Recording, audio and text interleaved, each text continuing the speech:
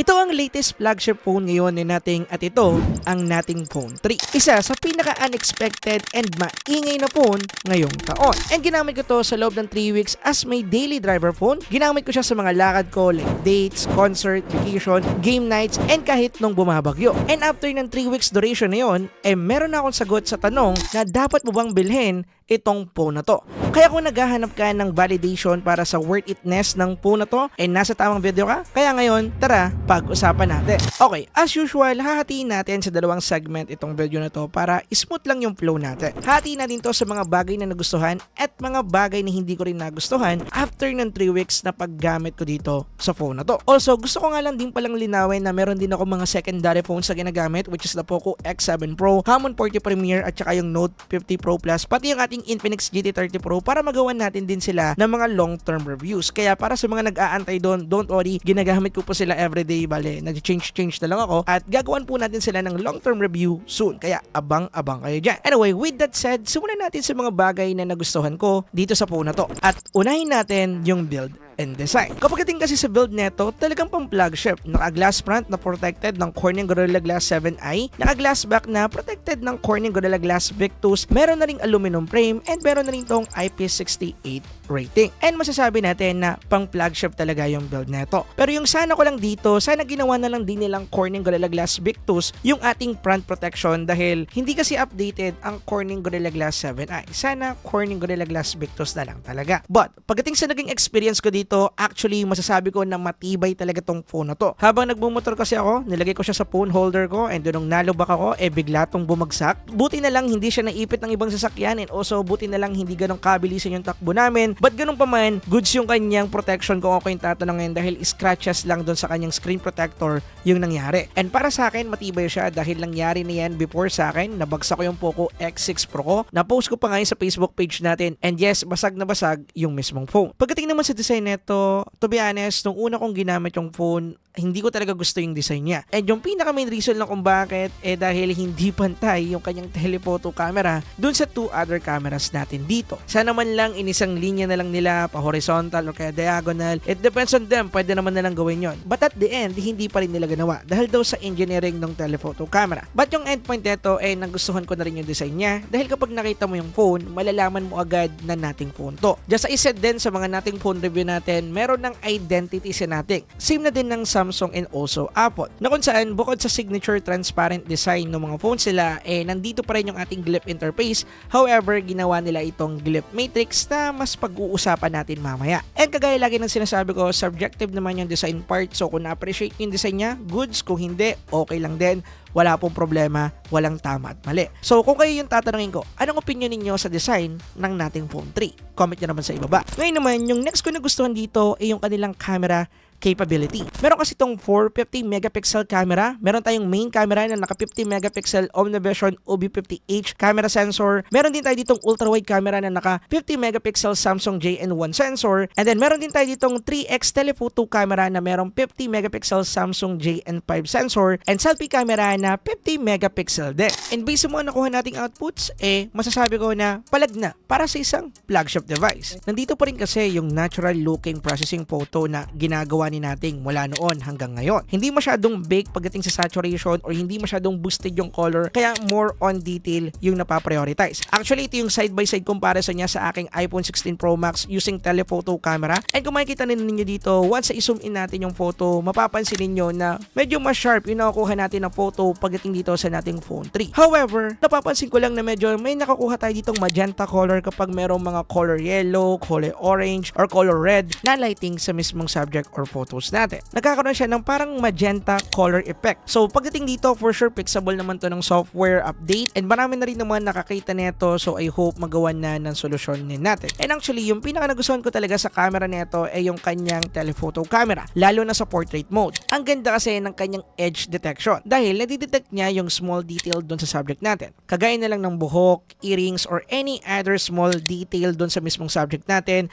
maski damit ba yan or kung ano-ano pa. And kung mapapansin mapapansin niyo dito, napaka-natural ng kanyang background separation, which is I like pagdating sa kanyang telephoto camera. Pagdating naman sa video capability nito, kaya nito mag-shoot ng 4K at 30 and 60 FPS. And based sa naging experience ko dito, umantend ako ng concert at gustong gusto ko kapare ko yung camera capability sa video ng telephoto camera nito. Dahil unang-una, meron tayo ditong 3x native zoom at kung makikita ninyo, kitang-kita natin yung mismong banda and also yung mga vocalist nila dyan. And in terms of quality, pasado din dahil nga naka 4K resolution support. Okay din yung stabilization ng video dahil naka OIS ito, kaya wala magiging problema pagdating sa 4K and also 60 FPS shooting. And yung isa pa sa nagustuhan ko dito, wala na rin tayong problema pagdating sa pag-switch ng camera habang nagbe-video. Na-experience ko kasi sa nating phone 3a Pro, Camon 40 Premiere, and also Infinix Note 50 Pro Plus na kung saan hindi tayo pwede mag-switch ng camera kapag nag-shoot na tayo ng video from ultra-wide to telephoto or main to telephoto or ultra-wide to main. Hindi siya nag-work. Pero dito,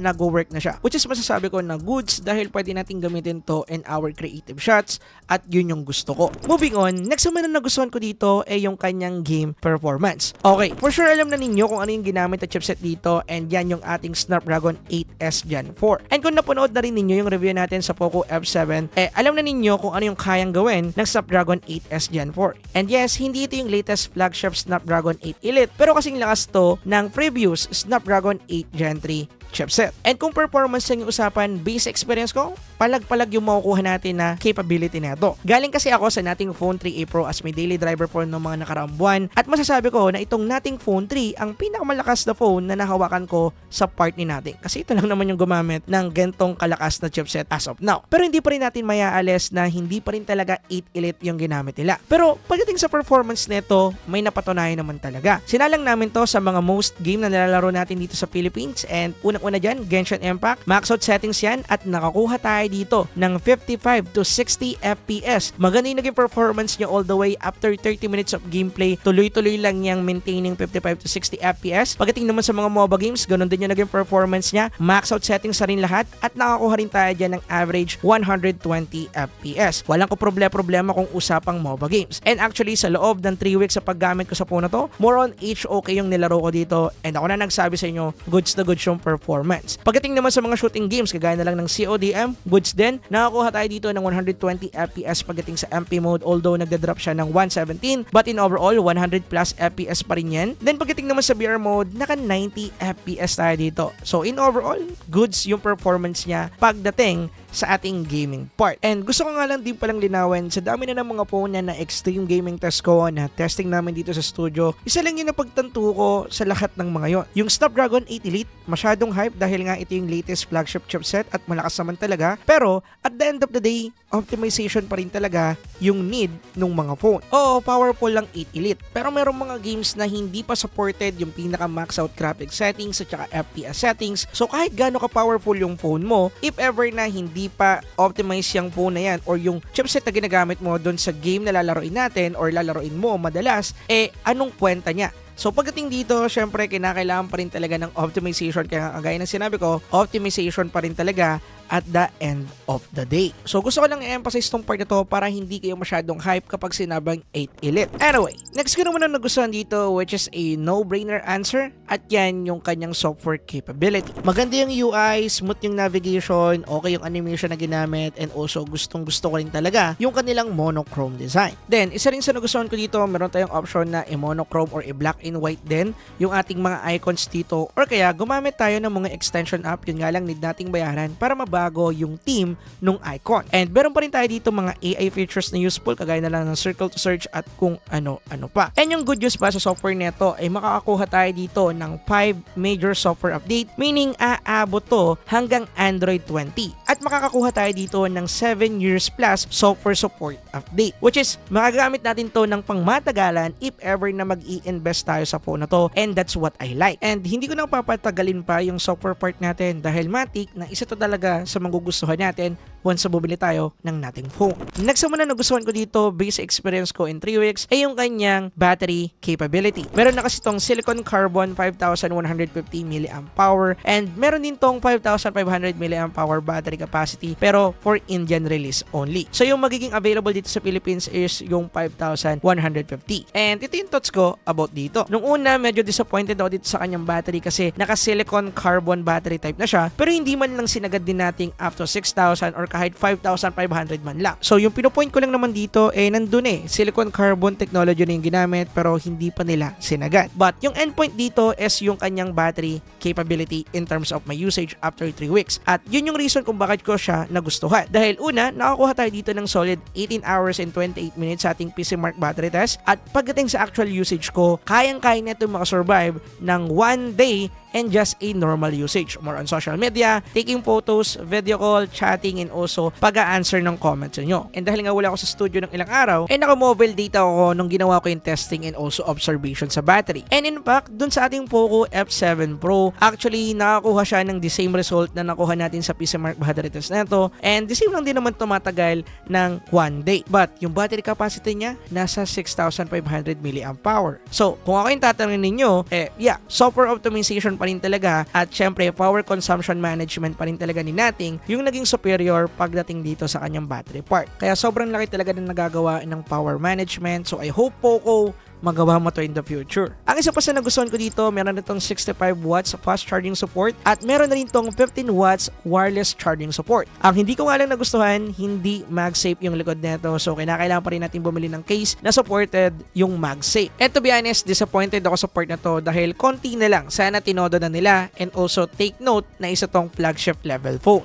Now, yung next naman na nagustuhan ko dito is yung kanyang mobile data. Unang-una, meron na po itong eSIM support. So, meaning, pwede natin itong gamitin kung magta-travel tayo at bumili na lang ng eSIM sa mga bansa na yun or kaya mag-subscribe tayo sa mga eSIM platform out there. Hanap na lang tayo, marami dyan. So, meaning, kung mag-out of the country kayo in the future, pasado na tong phone na to. Next naman na nagustuhan ko dito is yung kanyang mobile data connection. Sa lahat ng nating phone na nagamit ko at naging daily driver phone ko, hindi sila pumalya pagdating sa mobile data connection. Maganda yung nakuha natin dito, consistent na nakapagbigay ng mobile data. Kaso nga lang medyo meron akong problema sa 5G niya pero mamaya natin pag-uusapan sa mga hindi ko nagustuhan kaya abang-abang kayo. But in overall, pagdating sa kanyang mobile data connection consistent at maganda yung performance niya based sa paggamit ko in 3 weeks. Okay, move on na tayo sa part na yan at ngayon naman, pag-usapan natin yung maaaring maging deal breaker sa phone na to which is yung mga bagay na hindi ko nagustuhan sa loob ng 3 linggo na paggamit dito. Unang-una, yung kanyang glyph interface or glyph matrix. Para kasi sa akin mga kaparakoy, kinda gimmick lang tong part na to para i-market pa nila. Pero may mga usable features pa rin naman to, kagaya na lang ng notification light kapag may nag-text or kaya kapag mayroong nag-chat sa messaging app mo, magno-notify siya using light projection. And syempre, dahil nating phone, meron pa rin tayong mga customizable options na pwedeng gamitin or pagpilian dito. And to be honest, sa loob ng 3 weeks sa paggamit ko dito, hindi ko na ginalaw yan. As in, kung ano yung default settings, yun na yun. Pero pagdating sa ibang function, kagaya na lang ng glyph toys,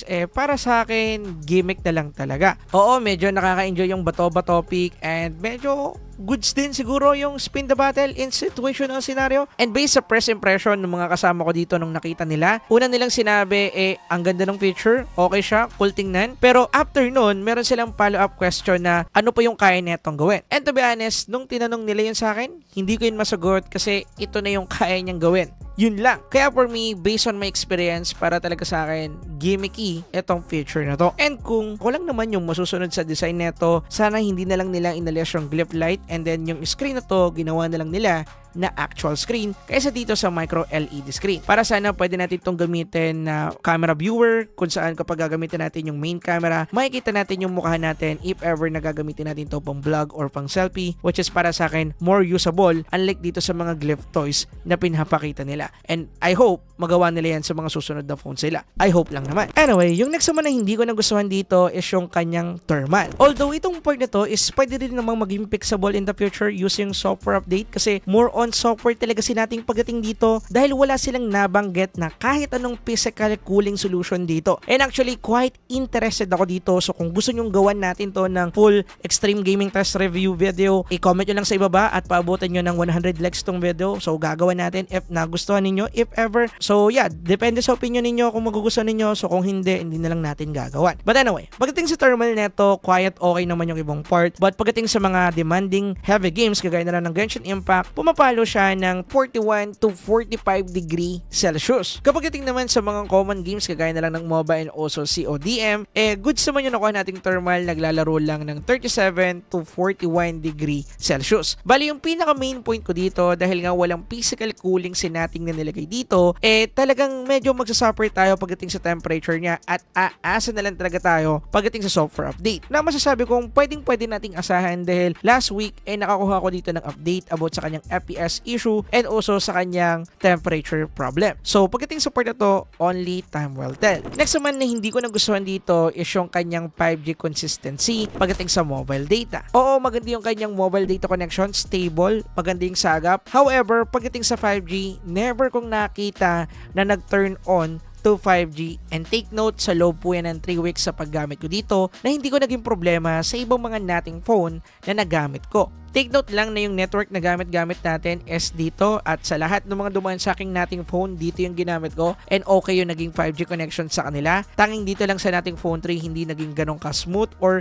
smooth sailing yung 5G connection, and nagamit ko na rin po ito sa mga area kagaya ng BGC, Arca South Taguig and also dito sa Taytay na merong 5G connection pero wala pa rin talaga. So fixable naman to through software update, so I hope magkaroon tayo ng update para dito. So next naman na bagay na hindi ko nagustuhan, which is nitpicks ko lang naman, yung kanyang display pagdating sa AMOLED screen na ginamit sa kanya. Hindi pa rin kasi to naka LTPO AMOLED, unlike sa ibang mga flagship phone na naka LTPO na. Mas tipid kasi sa power consumption ng mga LTPO screen dahil kaya nga nitong pumalo ng 1 Hz, which is mas maganda yon sana. But the rest, para sa akin pasado, maganda talaga yung display neto, yun nga lang hindi naka LTPO. And yung main reason kung bakit ko to naging nitpicks dahil flagship phone na po ito. Next naman na hindi ko nagustuhan dito is yung kanyang selfie camera video. Balilinawin ko lang na nitpicks ko na lang to, hindi talaga siya totally cons, pero para sa akin medyo nakakailang lang dahil masyadong tight or crop yung kanyang field of view. And kung makikita ninyo dyan sa video na pinapakita ko sa inyo, super extended yung kamay ko nyan, pero kung makikita nyo sa output, halos parang normal lang. And just as I said, nitpicks ko lang tong part na to, talagang nung ginagamit ko siya sa loob ng 3 weeks, medyo nahirapan lang talaga ako mag-video dito at gumawa ng mga sample shots kasi nga masyadong tight yung framing na to. Yun lang naman.